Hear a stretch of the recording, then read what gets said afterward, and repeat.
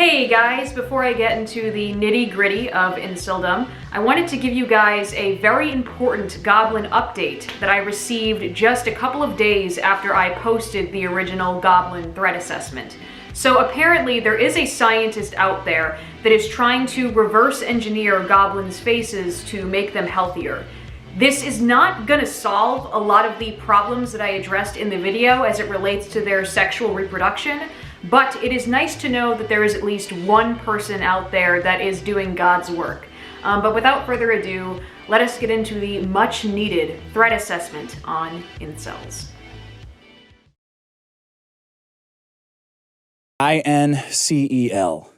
Like Elliot Rodgers, that guy that shot all those people because he couldn't get a girlfriend, he couldn't get laid. They say it's not about getting laid, but it's about... Was that the kid from Santa Barbara? Or was that I want to begin by clarifying that I'm going to be using some clips of some very popular internet figures in this video, and I just want to explain that I am not trying to diagnose or label or mock any of the people that I am referencing. These are people that I like. These are people that I think have made some really good points about this subject matter over the years. And I know that some of the clips that I'm going to use are in relation to their past and might not be representative of who they are as people right now. So just please don't think that I'm trying to instigate anything between myself and them, and don't take anything that I say in this video and use it as a means of attacking them. Incels have an incredibly strong fixation on dating websites and dating apps as a means of connecting with women and finding sexual partners. One of the most interesting videos that I think Dick Masterson ever posted on his channel is a clip in which he and Sean are talking about the distinctions between men and women as they use the website OkCupid and how they rate the sexually attractiveness of the partners that they're looking at. Here's how women rate men. Oh, God. Least attractive, 30%. Next, 30%. Next, 30%. And then it falls off a cliff, like a skate Christ. ramp. So it looks nothing like a bell curve. It looks nothing like reality. No. Because what are the odds that one gender is going to be much uglier than the other? This is the greatest insight into women and online dating I've ever seen. Oh my and it God. means Elliot Rodgers was right. You need to better contextualize the fact that these websites, by their very nature, are going to exaggerate those over-selective qualities in women. Women who are in the context of looking at images of men on a screen and thinking about it through strictly the lens of sexual gratification are not going to consider those deeper aspects of your character. They're going to look at you in an incredibly surface level way, and that is what is reflected in this data. But it's not showing you what a woman is thinking when she's thinking beyond that one-night stand mentality. You know, what she's thinking about when it comes to what do I want out of my own life, and what things do I want to share with this person that I care about. Made a Tinder account, and I made a Bumble account, which is just another Tinder, and I put in all my best photos, like the best ones, where I look deceptively attractive, and fill out the whole profile, and I say, you know what, just as an experiment, let's see, if I just say yes to everybody, how many matches would I get? We're talking the transgender people, sure, yeah. You know what, get your hopes up, sure, yes. The morbidly obese women. The moral of the story is that after the 3 days of swiping yes on everybody every 12 hours, I had 0 matches. It's about as stupid as a stripper ranting about workplace misogyny when her strip club is a fantasy environment for men to begin with. If all you're going to put forward is instant sexual gratification, then that is the lens through which people are going to look at you. These websites and dating apps are not the ideal setting for you to be forging these kinds of relationships with women to begin with. You're more likely to develop these kinds of bonds with women through the act of just living your life and being open to the people that you meet. If you're reading Tinder experiments, if you're reading OkCupid experiments, you're probably already too fucking far gone, alright? You're probably already fucked. Those of you who have watched my most recent watch listed on Common Filth Radio know that I have some pretty strong feelings about atheism and its prevalence in internet culture. And this is true and extends into the incel community as well. Something that I hear incels talking about almost all the time is this concept of genetic superiority and genetic inferiority. All of them seem to look at sex through a very Darwinian lens. And this is incredibly cold and damaging and hurtful to your self-esteem.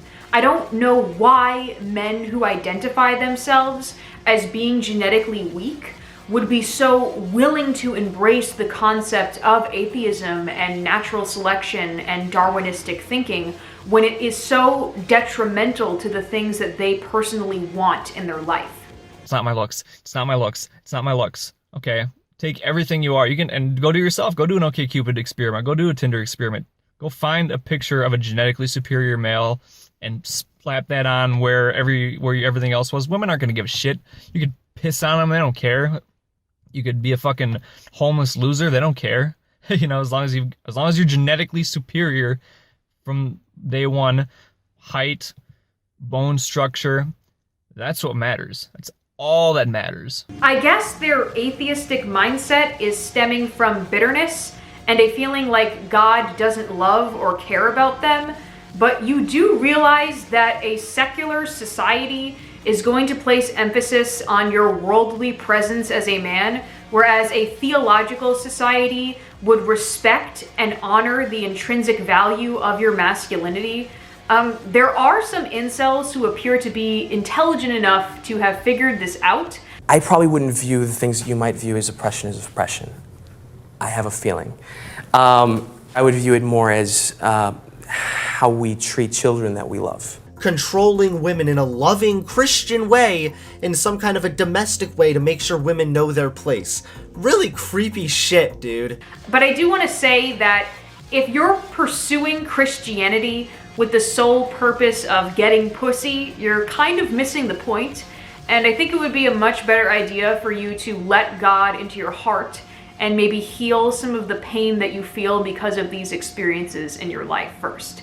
Darwinism is what got you here, and you shouldn't make it worse on yourself by internalizing it. We are going to be together in the near future, and we are going to have sex. We're going to lose our virginities to each other, and it's going to be awesome. I want to close by discussing a subject that is by far the most important, and that is the abundance of autism in the incel community. There are quite a bit of studies that have shown that there is a disproportionate representation of autistic men on these forums, and I don't think that that is a coincidence. Certain types of psychopathology are overrepresented among the beta males, including autism spectrum disorder. This disorder is not strongly associated with violence. There is a slight increase in risk of violence with ASD, but it's thought of as being restricted to a certain presentation of ASD, what some people call criminal autistic psychopathy. It's no mystery to me as to why these men are so greatly represented in this community. I think it's only natural that autistic men would struggle with the ability to socially communicate and bond with a woman. I've spoken quite a bit about this already in my Elliot Rodger video, but I'm going to reiterate some of those points here. ASD is associated with having trouble socializing, ritualistic behavior, repetitive movement, fixated interest, and sensitivity to stimuli. These symptoms could lead to the rejection of the individual with the disorder by peers, for example, in school settings. The rejection could lead to resentment, anger, and in rare cases, acting out against those who rejected the individual or acting out against a proxy for those people. The social dynamics of sex places great emphasis on a man's ability to persuade women through his social grace. And this makes the art of seduction an extreme challenge for men who are on the autism spectrum. And this is why inceldom is much more psychological than it is societal, despite all of the claims that they make. And I don't necessarily think that it's taboo for me to suggest some kind of social services to help men in this kind of situation. I think the whole Eggy situation You just mentioned how you grew up autistic and you got put in special ed classes. Relatable It made stuff, me right, wonder, Em? yeah, exactly. It made me wonder, like, is this really how our society like treats autistic people? Like, does the majority of society literally think that autistic people are mentally retarded, and they just completely conflate the two? I do want to express that sexual issues are not strictly limited to men on the autism spectrum, and there are a lot of issues and difficulties and tragic things that women on the autism spectrum deal with. And I know that that is a conversation that needs to happen, and that is a video that I am going to make, but I just want to proceed strictly talking about men in this circumstance. Most pre-existing social skills programs focus strictly on children on the autism spectrum. And I know that the thinking behind this is that if we target these behaviors when someone is very young, they will make a healthy transition into adulthood. But the problem is that human sexuality is something that is not appropriate to discuss in that kind of setting. And we still have to consider that there are certain aspects of adult life that just aren't going to be covered in a program like that. I'm an autistic man. I grew up, I was in school, I was in special education. They pretty much told me that I was going to be like an invalid vegetable man, and I was going to probably live in like a group home or something when I grew up. I never really had much work beyond like minimum wage type stuff. One could say you were a genetically inferior male. I may lack the medical background to give specific guidance on how to structure a program like that. But what I can say is this: if you are an autistic man, and if you view yourself to be genetic garbage, and if you've chosen to value yourself based solely upon your sexual success, you are sorely mistaken. When I look at men like Elliot Rodger and Alec Manassian, I don't see raging lunatics. I see autistic men who had a crisis about themselves and how they fit into the world around them. And despite all of the criticism that I am going to get for saying this, I don't see men whose hearts and minds weren't worth fighting for.